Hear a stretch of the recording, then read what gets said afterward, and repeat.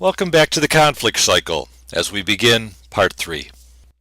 We were talking about how caring, competent, concerned folks such as yourself are going to be tested by those who have had harsh childhoods. I'm thinking of one situation when I was working with the facility in Florida. It was for incarcerated kids.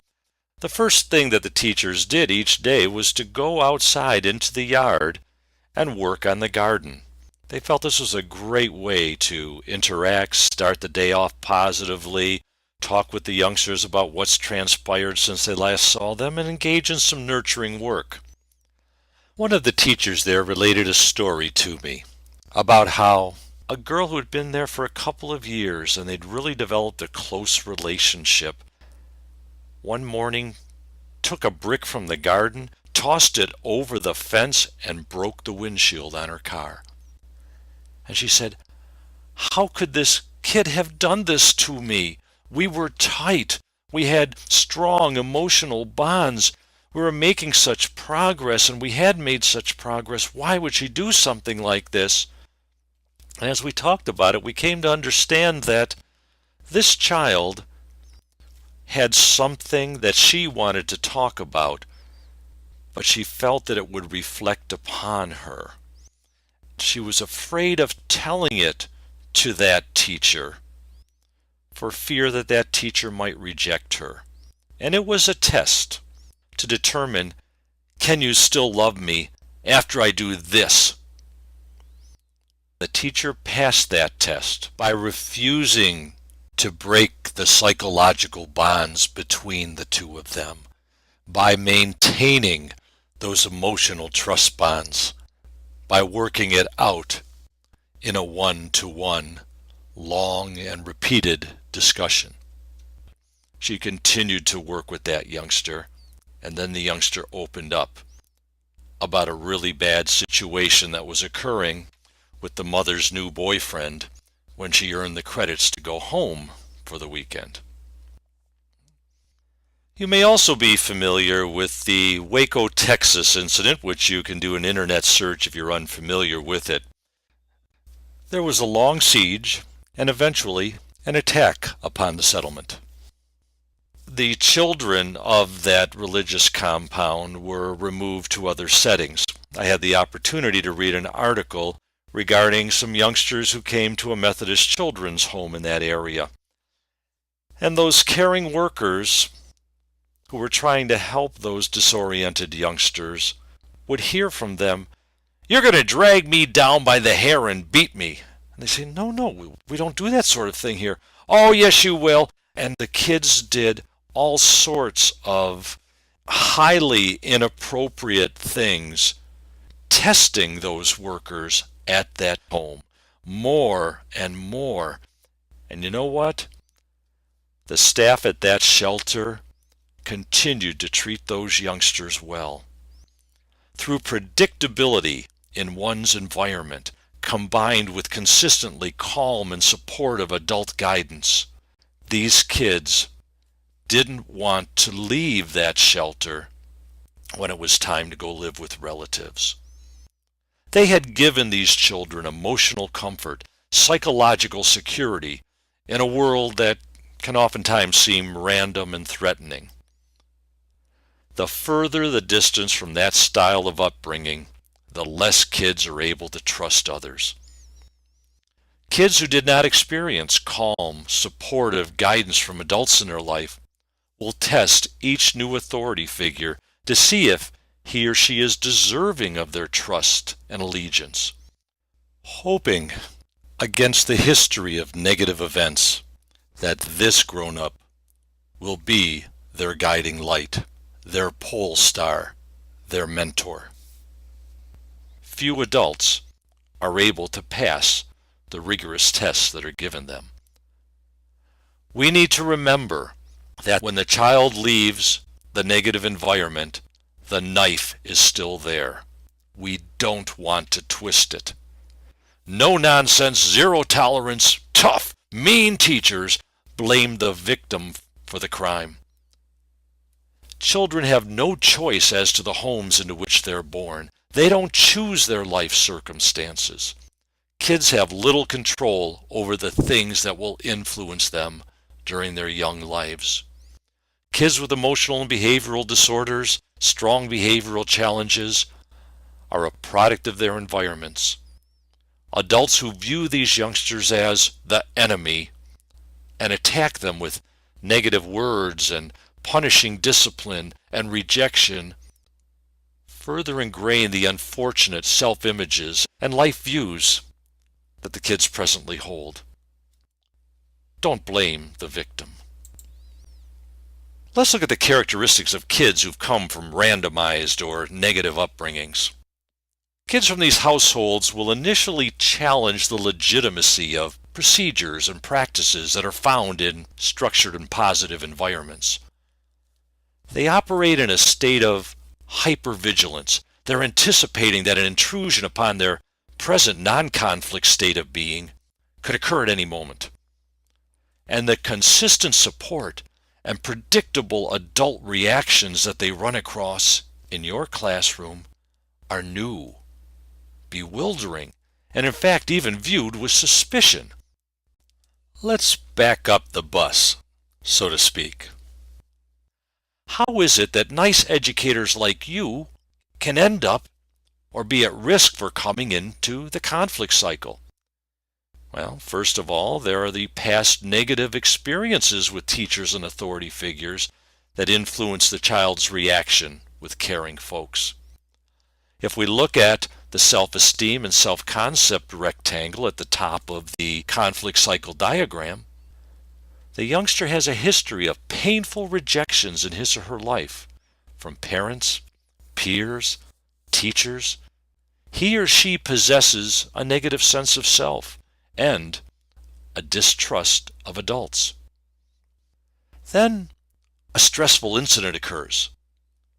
The student is enrolled in the class of a nice teacher like you. Oh, he or she hears the promises of a good year. He or she has heard it before and makes the inevitable rejection from you happen on his or her terms, inevitable in the kid's mind. This youngster wants to prevent the increased pain that would result if you became important to him or her previous to that rejection. With that buildup of stress, we then see the student behavior. The youngster displays behavior that's caused the rejection before. We try to deal with it nicely.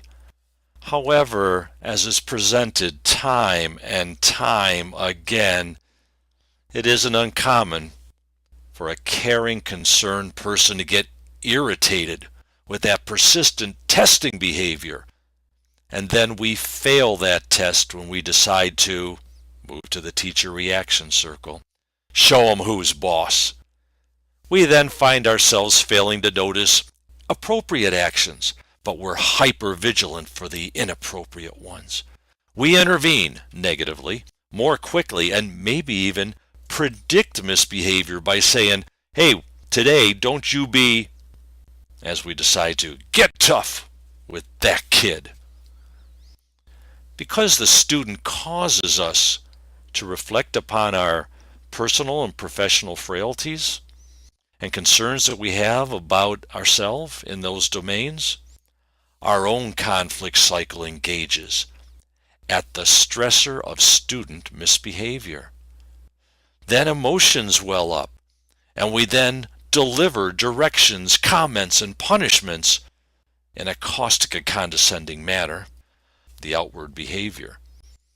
The student, if we see the student now in the left-hand circle, the student refuses this disrespectful and alienating treatment, which then piles more stress on us. So we've actually got intertwining or interacting conflict cycles. One for the youngster, one for us. All kids need and deserve long-term exposure to pole-star mentor adults who demonstrate predictable and assertive responses wrapped in calm, unswerving, supportive emotional displays. Most of our students don't receive this guidance. Kids who have had painful lives need adults who refuse to inflict more emotional harm. Kids who have experienced confusion in their young lives need organized, stable, and supportive adults like you. When we're talking about kids who've heard consistently negative messages, our task is to help them. Help them develop accurate and useful perceptions and life views. Ones like, not all teachers are cranky and uncaring. It's just that a lot of them give up quickly. Or, some teachers are nice, so I ought to give the new teachers that I meet a chance to prove themselves as being worthy of my trust and respect. We also want to help them exhibit appropriate behaviors when they're under stress. How do we do that? Well, that's the topic for the follow-up session to this online material, but you'll want to think about the questions here on this slide. How do we win those youngsters over? We know that establishing positive personal connections with them is one thing we want to do. It's human nature. We're more motivated to do things for those for whom we hold respect and affection and admiration. We also want to promote achievement and ensure progress. The desire to continue in a pursuit requires that one see oneself as proficient or at least making progress. And we want to create a safe environment for individuals who have a failure identity. We'll also want to teach the behaviors that we wish to see, appropriate reactions of behavior choices, because just like academics, behavior is learned. We often need to teach correct behavior to those who aren't displaying it yet. And we may need to teach them how to interpret happenings and handle feelings. Think about how you would do that in your classroom. You'll see that slide again at the follow-up session. To make a long story short, too late? Yeah. Difficult kids have an ingrained behavior pattern that becomes more so with rejection by significant adults, including educators. Kids often project a barbed wire image to those who reach out to them in order to fend off more emotional hurt in their lives from rejection by someone they've started to trust and respect. Punishing youngsters just strengthens their negative worldview. It takes highly skilled, emotionally secure, caring, and resilient professionals to reach these youngsters.